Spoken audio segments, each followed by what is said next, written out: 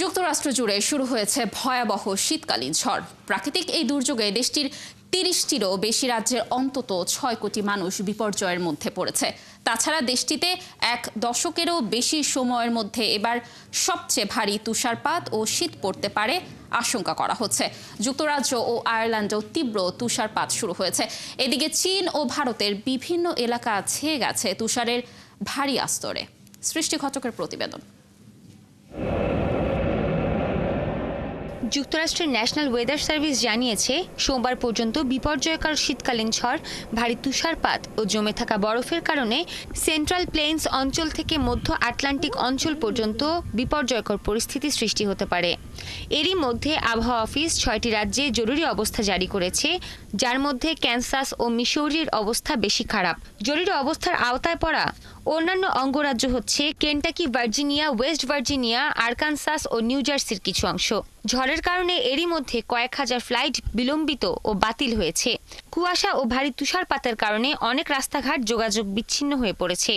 বন্ধ ঘোষণা করা হয়েছে বহু স্কুল। তুষারপাতের কারণে ক্যানসাস ও মিসৌরিতে লোডশেডিং হতে পারে বলে আশঙ্কা করা হচ্ছে। তুষারঝড় এখন মধ্য আটলান্টিকের দিকে এগোচ্ছে। সোমবার ওয়াশিংটনে ভারী তুষারপাতের পূর্বাভাস দেওয়া হয়েছে। যুক্তরাজ্যে তুষারঝড়ে ব্যাহত হচ্ছে জনজীবন। একের পর এক বিমানবন্দরে উড়োজাহাজ চলাচল বন্ধ ঘোষণা করা হচ্ছে। ঝড়ের কারণে কয়েকটি এলাকায় জরুরি অবস্থা জারি করা হয়েছে। দেশটির জাতীয় আবহাওয়া অফিস জানিয়েছে, তুষারঝড়ের কারণে সড়ক ও রেল যোগাযোগ ব্যাহত হওয়ার আশঙ্কা দেখা দিয়েছে। এছাড়া ওয়েলস ও ইংল্যান্ডের মধ্য, দক্ষিণ ও উত্তরাঞ্চলে আরও জোরালো তুষারপাত ও তুষারসহ বৃষ্টি হতে পারে। স্কটল্যান্ডের বড় অংশ, নর্দার্ন আয়ারল্যান্ড, ওয়েলস এবং ইংল্যান্ডের পূর্বাঞ্চলে তুষারপাতের কারণে হলুদ সতর্কতা জারি করেছে আবহাওয়া দপ্তর। এদিকে ঘন কুয়াশায় বিপর্যস্ত ভারতের রাজধানী নয়াদিল্লি ও উত্তরপ্রদেশের জনজীবন। কুয়াশার কারণে সামান্য দূরেরও কিছু দেখা না যাওয়ায় রাস্তাঘাটে যান চলাচল ব্যাহত হচ্ছে। দেশটির কাশ্মীর, সিমলা সহ বিভিন্ন জায়গায় তুষারপাত অব্যাহত রয়েছে। এদিকে প্রতিবেশী দেশ চীনের মঙ্গোলিয়া প্রদেশের হুলুন বুইর সিটিতে -40 ডিগ্রি সেলসিয়াস তাপমাত্রা বিরাজ করছে। তুষারের ভারী আস্তরে বন্ধ হয়ে গেছে পথঘাট। এতে বিভিন্ন সড়কে যান চলাচল বন্ধ রয়েছে। জরুরি প্রয়োজন ছাড়া ওই এলাকার বাসিন্দাদের বাড়ির বাইরে বের না হওয়ার নির্দেশ দিয়েছে কর্তৃপক্ষ। সৃষ্টি ঘটক, ৭১। কানাডার ক্ষমতাসীন দল লেবার পার্টির দলীয় প্রধানের পদ থেকে সরে দাঁড়ানোর সিদ্ধান্ত নিয়েছেন প্রধানমন্ত্রী জাস্টিন ট্রুডো। ৩টি সূত্রে বরাত দিয়ে এমন খবর প্রকাশ করেছে দেশটির সংবাদ মাধ্যম দ্য গ্লোবাল অ্যান্ড মেইল। সোমবারের মধ্যেই পদত্যাগের ঘোষণা দিতে পারেন বলে ধারণা করা হচ্ছে। বলা হচ্ছে ৮ জানুয়ারি দলের জাতীয় সম্মেলনের আগে আনুষ্ঠানিকভাবে পদত্যাগ করতে পারেন ট্রুডো। তবে এই বিষয়ে কোনো মন্তব্য করেনি প্রধানমন্ত্রীর কার্যালয়। নতুন নেতা বাছাইয়ের আগ পর্যন্ত জাস্টিন ট্রুডো প্রধানমন্ত্রী হিসেবে থাকবেন কিনা সে বিষয়টিও এখনও পরিষ্কার নয়। জাস্টিন ট্রুডো ২০১৩ সালে লিবারেল পার্টির নেতা হিসেবে দায়িত্ব নেন। রয়টার্স বলছে, ট্রুডোর পদত্যাগের ফলে নতুন সরকার গঠনের জন্য দ্রুত নির্বাচনের আহ্বান জানানোরও সম্ভাবনা রয়েছে।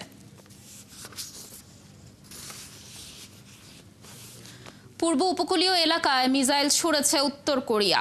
সোমবার সকালেই মিসাইল ছোড়া হয়েছে বলে জানিয়েছে দক্ষিণ কোরিয়ার সেনাবাহিনী। বিষয়টি নিশ্চিত করেছে জাপানের কোস্ট গার্ডও। তারা বলছে, উত্তর কোরিয়ার ছোড়া মিসাইলটি ব্যালিস্টিক মিসাইল হতে পারে।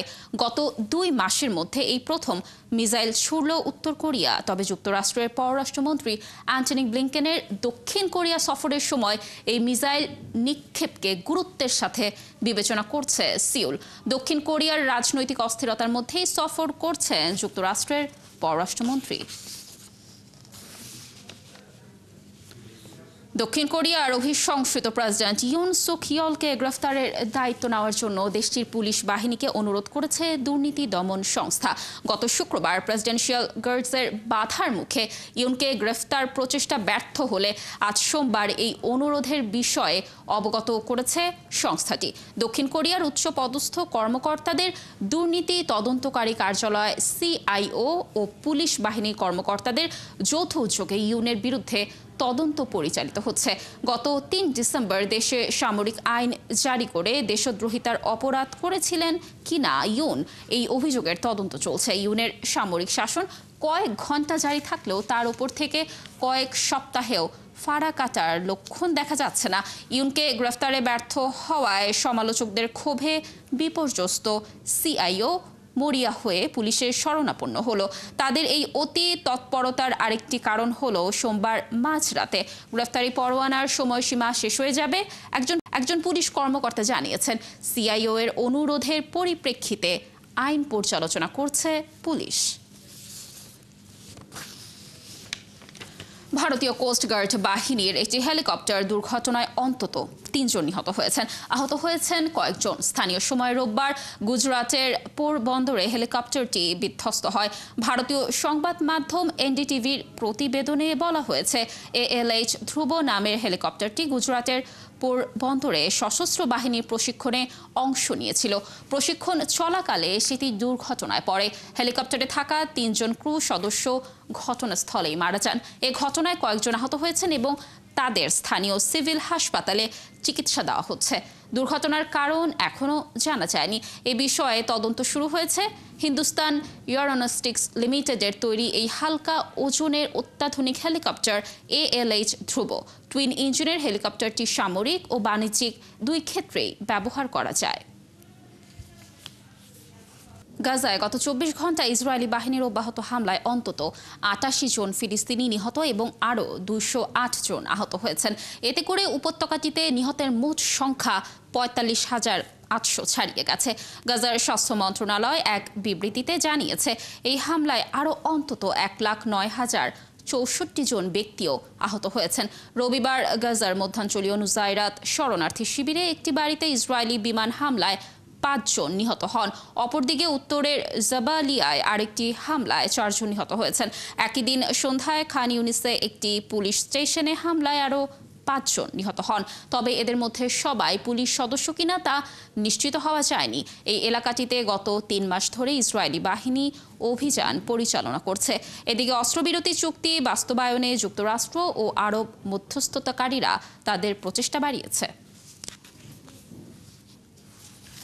যুক্তরাষ্ট্রের বিদায়ী বাইডেন প্রশাসন একদিকে হামাসকে যুদ্ধবিরতিতে চাপ দিচ্ছে, অন্যদিকে ইসরায়েলের কাছে বোমা এবং অন্যান্য অস্ত্র বিক্রির পরিকল্পনা করছে।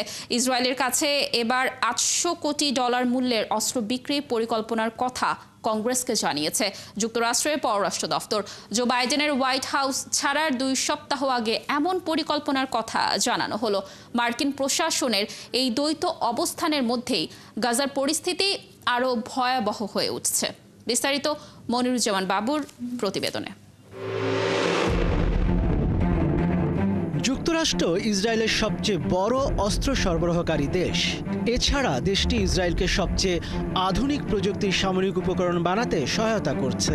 মার্কিন প্রেসিডেন্ট জো বাইডেন প্রায় ইসরায়েলের জন্য যুক্তরাষ্ট্রের সমর্থনকে অবিচ্ছেদ্য বলে আখ্যায়িত করেছেন। এবার জো বাইডেনের হোয়াইট হাউস ছাড়ার মাত্র 2 সপ্তাহ আগে ইসরায়েলের কাছে $800 কোটি মূল্যের অস্ত্র বিক্রির পরিকল্পনার কথা কংগ্রেসকে জানিয়েছে যুক্তরাষ্ট্রের পররাষ্ট্র দপ্তর। যদিও অস্ত্রের এই চালান পাঠাতে হোয়াইট হাউস ও সেনেট কমিটির অনুমোদন প্রয়োজন হবে। এই চালানে থাকবে ক্ষেপণাস্ত্র ও গোলাবারুদ সহ বিভিন্ন ধরনের সমরাস্ত্র। গত আগস্টে যুক্তরাষ্ট্র $2,000 কোটি ফাইটার জেট ও অন্য সামরিক উপকরণ ইসরায়েলের কাছে বিক্রির একটি প্রস্তাব অনুমোদন করেছিল। এদিকে প্রেসিডেন্ট বাইডেন বলেছেন, আন্তর্জাতিক আইন ও আন্তর্জাতিক মানবাধিকার আইনের সঙ্গে সঙ্গতি রেখে ইসরায়েলি নাগরিকদের আত্মরক্ষা এবং ইরান ও তার প্রক্সি বাহিনীগুলোর আগ্রাসন প্রতিরোধের অধিকার রয়েছে। আর ইসরায়েলের প্রতিরক্ষার জন্য প্রয়োজনীয় সক্ষমতার সরবরাহ অব্যাহত রাখবে যুক্তরাষ্ট্র। স্টকহোম ইন্টারন্যাশনাল পিস রিসার্চ ইনস্টিটিউটের তথ্য অনুযায়ী 2019 সাল থেকে 2023 সাল সময়ের মধ্যে ইসরায়েল যত অস্ত্র আমদানি করেছে তার 69 ভাগই যুক্তরাষ্ট্র থেকে আমদানি করা। এর আগে চলতি বছরের মে মাসে যুক্তরাষ্ট্র 2000 পাউন্ড ও 500 পাউন্ড ওজনের বোমার একটি চালান স্থগিত করেছিল। বোমার ওই চালান ইসরায়েলে না পাঠানোয় রিপাবলিকানদের তীব্র সমালোচনার মুখে পড়েন বাইডেন। ইসরায়েলি প্রধানমন্ত্রী বেনিয়ামিন নেতানিয়াহু একে অস্ত্র নিষেধাজ্ঞার সঙ্গে তুলনা করেছিলেন। এবার যে চালান পাঠানোর পরিকল্পনা করা হচ্ছে তা বাইডেন প্রশাসনের সাম্প্রতিক সময়ের অনেকগুলো পদক্ষেপের একটি। তবে প্রেসিডেন্ট বাইডেনের হোয়াইট হাউস ছাড়ার আগে সম্ভবত এটাই ইসরায়েলের কাছে শেষ অস্ত্র বিক্রি। মনিরুজ্জামান বাবু, ৭১। ক্যান্সারের চিকিৎসায় টিকা নিয়ে দীর্ঘদিনের গবেষণার পর অবশেষে আশাব্যঞ্জক ফলাফল পেতে শুরু করেছে বিজ্ঞানীরা।